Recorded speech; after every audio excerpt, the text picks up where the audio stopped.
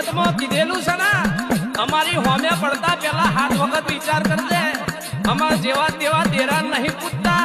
આ તો મારી પાવરફુલ માતા છે કંઠેરનું જાડુ છે